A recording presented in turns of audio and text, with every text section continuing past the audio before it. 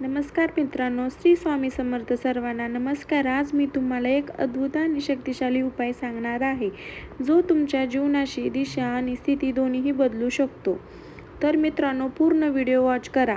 मित्रांनो, आपल्या आयुष्यात अनेक वेळा अशी परिस्थिती उद्भवते, जेव्हा आपल्याला असे वाटते की आपण सर्व बाजूने वेढलेले आहोत.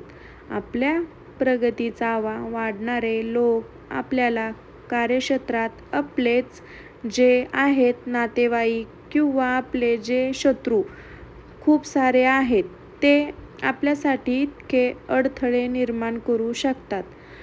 पण कोणीही असू मग, की आपले जगणे कठीण होऊन जाते. कधी-कधी समोरून की आपले शत्रू हल्ला करतो, तर कधी पाठीमागून लपून शत्रू आपला हल्ला करू शकतो. शत्रू हल्ला करतो, पाठीमागून वार करतो. जर तुम्हालाही तुमच्या आयुष्यात शत्रूंनी त्रास दिला असेल किंवा शत्रूमुळे तुमच्या घरात संकट निर्माण होत असेल किंवा आली आहेत असे तुम्हाला वाटले आहे, तर तुमची नोकरी धोक्यात आहे किंवा तुमचे सर्व धोक्यात असू शकतात किंवा तुमच्या व्यवसायात सतत तुम्हाला नुकसान होत असेल, तर आजचा हा व्हिडिओ आहे तो खूप उपयोगी पडणार आहे. आजचा हा उपाय खास तुमच्यासाठी. मित्रांनो, आज मी तुम्हाला तुमच्यासाठी हे उपाय सांगणार आहे. तो खूप अगदी सोपा आहे, जो तुम्ही केला तर तुम्हाला अनुभव मिळेल. तुमच्या घरात असलेल्या सोप्या गोष्टींनी तुम्हाला करता येणार आहे. यासाठी तुम्हाला कुठेही बाहेर जाण्याची गरज नाही किंवा महागड्या यामध्ये वस्तू खरेदी करण्याची गरज नाही. घरातल्या घरात तुम्ही सर्व काही करू शकता. तुम्हाला फक्त थोडं इथे मीठ लागणार आहे आणि थोडी हळद हवी आहे. या दोन्ही गोष्टी प्रत्येकाच्या घरी असतात किंवा घरामध्ये पण नसेल तर तुम्ही बाहेरून स्वतः आणू शकतात. आपल्या स्वयंपाकघरात किचनमध्ये हे दोन्ही वस्तू मिळणार आहेत. अगदी तुम्हाला सहज उपलब्ध होणार आहे. पण ज्याचा जो प्रभाव आहे तो इतका जबरदस्त आहे की तो सर्वात मोठा शत्रूलाही तुमच्यापुढे गुडघे टेकण्यास भाग पाडू शकते. त्यामुळे तुम्ही हे 2 गोष्टीचा उपाय नक्की करू शकता. मित्रांनो, शत्रू जेव्हा आपल्या मागे लागतो, तेव्हा तो काय करतो? तेव्हा तो आपल्याला मानसिक आणि आर्थिक दृष्ट्या तोडण्याचा प्रयत्न करतो. होय ना? बरोबर आहे ना? तुमचा आधार नष्ट व्हावा अशी त्याची इच्छा असते. तुमची जी मालमत्ता आहे, जी काही संपत्ती आहे, जी काही दौलत, शोहरत काही असेल, नष्ट होऊ शकते आणि तुम्ही समाजात कोणालाही तोंड देऊ शकणार नाही. अनेक वेळा असं बोललं जातं की शत्रू हा आपला गोड बोलून मागं घात करतो. त्यामुळे असे करतात, त्यामुळे त्यांना तुमची मालमत्ता हवी आहे किंवा त्याला तुमची प्रगतीचा हवा वाटत असतो. आजच्या काळात मित्रांनो, लोक त्याच्या दुःखामुळे खूप दुःखी आहेत. ओके, त्याच्या आनंदावर दुःखी असणारा तो दुसऱ्यांसारखा दुःखी नाही. बरोबर आहे ना? हेच कारण आहे की तुमचा शेजारी असो वा तुमचा कोणीही नातेवाईक असो, तो तुमचा आनंद पाहू शकत नाही. आनंद पाहण्याची त्यांच्याकडे कॅपॅसिटीही नसती. तांत्रिक कृत्य किंवा काही षड्यंत्र याच्याद्वारे तुमचं ते नुकसान करण्याचा जास्तीत जास्त प्रयत्न करत असतात. जास्तीत जास्त प्रयत्न करत तुम्ही हे खरे मनाने आहे, पूर्ण विश्वासाने केलं तर माझ्यावर विश्वास ठेवा. मित्रांनो, तुमचा शत्रू कितीही शक्तिशाली असला तरीही तो पूर्णपणे तो नष्ट होईल, उद्ध्वस्त होईल. तो स्वतःच्या युक्तीमध्ये अडकल. तो तुमच्यासमोर रडेल, भीक मागेल, माफी मागेल. तुमच्यासोबतही असे घडत असेल तर तुम्ही काही काम सुरू करा आणि ते काम जसे काही काम सुरू केले की ते बिघडू पण शकतात, तसे त्यांची जी कामक्रिया त्यांनी तुमच्यावर केली ती खराब होत जाते. विनाकारण घरात भांडणे होते असेल किंवा तुमच्यावर खोटे नाटे न्यायालयीन खटके दाखल झाले असतील तर घाबरण्याची इथे अजिबात गरज नाही. आज मी तुम्हाला हळद आणि मीठ याचे उपाय सांगणार आहे. आता आपण हा उपाय केव्हा आणि कसा करायचा याबद्दल सविस्तर माहिती मी तुम्हाला चर्चा करून व्हिडिओला थोडा मोठा होईल, समजून घ्या. अगदी मला सविस्तर सांगणे इथे गरजेचे आहे. तर मित्रांनो, हा उपाय करण्यासाठी सर्वोत्तम दिवस सोमवार, मंगळवार, बुधवार आणि शनिवार मानला जातो किंवा ग्रहण ज्या दिवशी आहे तो वार. तुम्ही या 4 दिवसांपैकी कोणताही एक दिवस निवडून करू शकता. कोणताही दिवस तुम्हाला अनुकूल असेल तो निवडा. हा उपाय तुम्ही त्या दिवशी करू शकता. जर आपण वेळेबद्दल बोललो तर आपण उपाय सकाळी तसेच रात्री येतो किंवा प्रदोष काळात करता येतो. पण माझा असा सल्ला आहे की हा जो उपाय आपला आहे तो तुम्ही रात्री केला तर त्याचा प्रभाव अनेक पटीने जास्त मिळणार आहे. अनेक पटीने तो वाढतो, जास्त मिळणार. रात्री जेव्हा वातावरण शांत असतं आणि कोणताही आवाज नसतो किंवा तेव्हा तुमची जी एकाग्रता आहे ती जास्त वाढते आणि तुम्ही तुमची ऊर्जा योग्य दिशेने निर्देशित करू शकता. त्यामुळे घरातील सर्व कामे आटोपल्यावर रात्री 9:30 नंतर हा उपाय करा. पण रात्री वेळ मिळाला नाही तर तुम्ही सकाळी सूर्यानंतर करू शकता.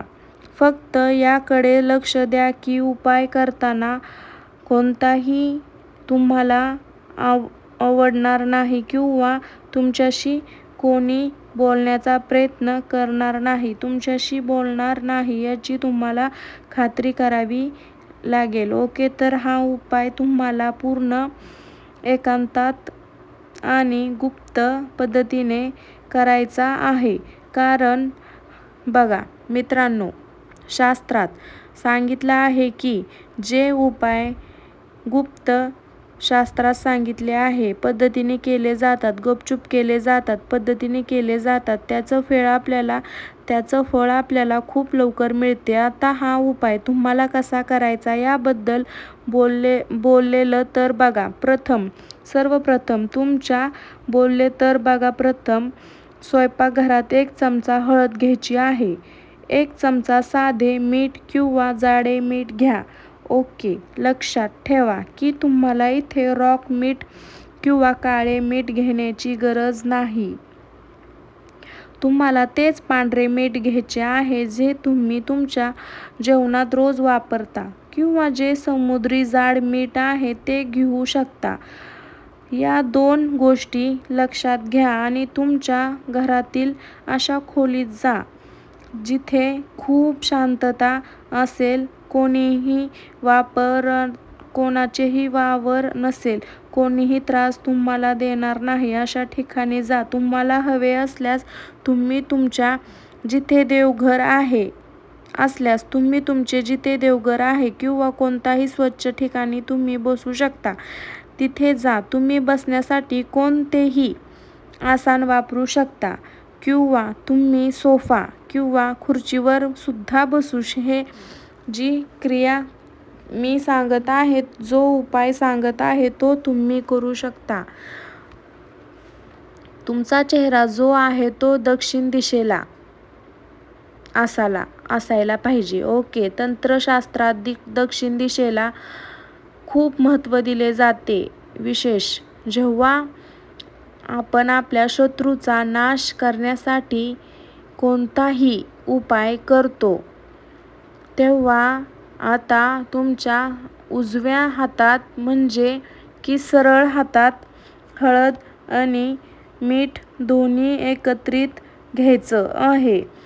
आणि ओके, त्याचं प्रमाण जास्त वाटत असेल तर आपण ते कागदावर किंवा एखाद्या स्टीलच्या प्लेटवर ठेवून देऊ शकतो. आपल्या तळहातावर ठेवू शकता. आता तुम्हाला तुमचे डोळे बंद करायचे आहे आणि तुमचा पाठीचा कणा आहे तो एकदम सरळ करायचा आहे. ओके, सरळ ठेवायला लागणार आहे. त्यानंतर तुम्हाला तुमच्या शत्रूचा जो चेहरा आहे तो समोर आणायचा आहे. मनात डोळे बंद करून जे तुम्हाला सर्वात जास्त जो त्रास देतो तो शत्रू, त्या शत्रूचं पूर्ण एकाग्रतेने ध्यान करायचं आहे आणि त्याचं नाव 108 वेळा मनात. आता उदाहरणार्थ बघा, समजा तुमचा शत्रूचं नाव आहे मयूर, तर तुम्ही मनात म्हणायचं आहे 108 वेळा मयूर मयूर मयूर असं 108 वेळा म्हणायचं आहे.